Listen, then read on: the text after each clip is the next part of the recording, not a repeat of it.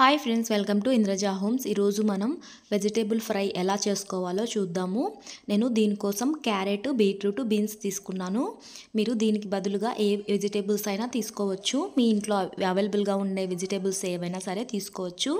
ఇలా వాటిని చిన్నగా కట్ చేసేసుకొని కడిగి పెట్టుకోవాలి.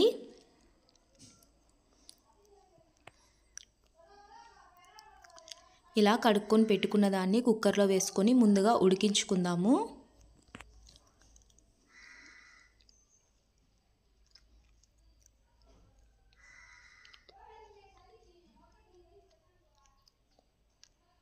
ఇలా వెజిటేబుల్స్ అన్నీ బాయిల్ అయిన తర్వాత వాటర్ని వెజిటేబుల్స్ని సపరేట్ చేసి పెట్టుకోవాలి.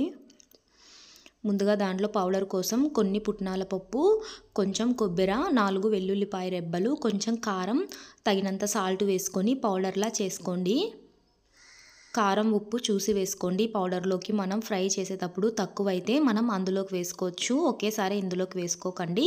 కొంచెం కొంచెం ఒక 1/2 టీ స్పూన్ కారం, ఒక 1/2 టీ స్పూన్ సాల్ట్ వేసుకొని ఇలా నున్నని పౌడర్లా చేసి పెట్టుకుందాము. ఇప్పుడు ముందుగా స్టవ్ ఆన్ చేసి ఒక ప్యాన్ పెట్టుకొని అందులో ఆయిల్ వేసుకోవాలి.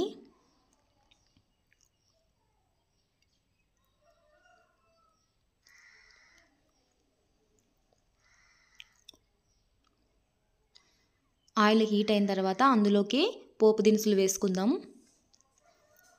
పోపు దినుసులన్నీ బాగా చిటపటాని వేగిన తర్వాత అందులోకి సన్నగా కట్ చేసి పెట్టుకున్న ఒక ఆనియన్, కొంచెం కరివేపాకు కూడా వేసుకోవాలి.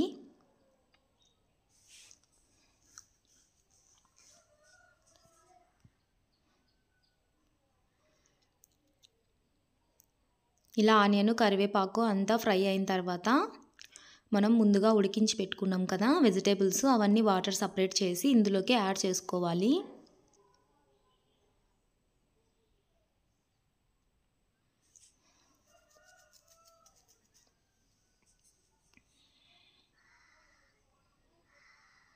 ఇవి ఒక 2 నిమిషాలు ఫ్రై అయిన తర్వాత మనం ముందుగా ప్రిపేర్ చేసి పెట్టుకున్న పౌడర్ని ఒక 4 స్పూన్ల వరకు వేసుకోవాలి. ఫస్ట్ ఒక 2 స్పూన్లు వేసుకొని కలుపుకొని చూసి మళ్ళీ వేసుకోండి.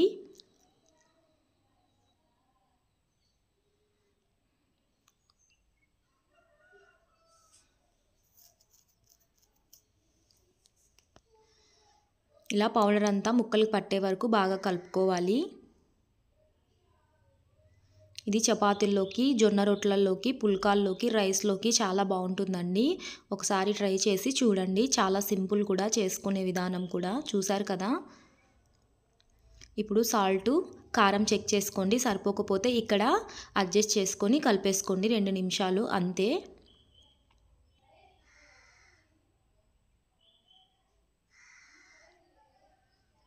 అంతేనండి, ఎంతో ఈజీగా వెజిటేబుల్ ఫ్రై రెడీ అయిపోయింది. ఇప్పుడు ఇందులోకి మనం చపాతీ ప్రిపేర్ చేసుకుందాము.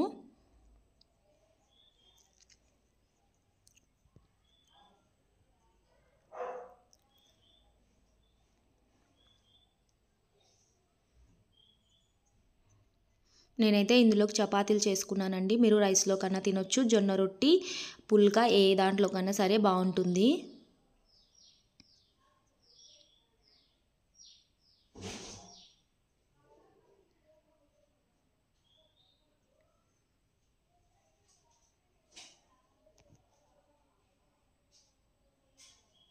చూశారు కదా, చపాతీని ఇలా 2 వైపులా కొంచెం ఆయిల్ వేసుకొని బాగా కాల్చేసుకొని తీసేసుకోవడమే.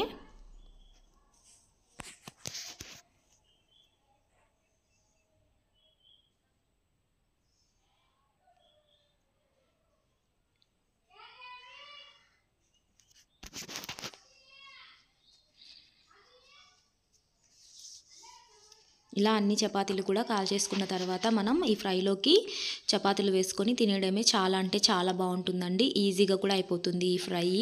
ఒకసారి ట్రై చేసి చూడండి.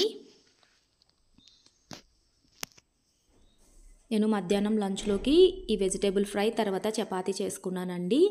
మీకు ఎలా ఈ వీడియో అనిపించిందో లైక్ చేసి, షేర్ చేసి, కామెంట్ చేయండి. అలాగే మరిన్ని వీడియోస్ కోసం నా ఛానల్ని తప్పకుండా సబ్స్క్రైబ్ చేసుకోండి.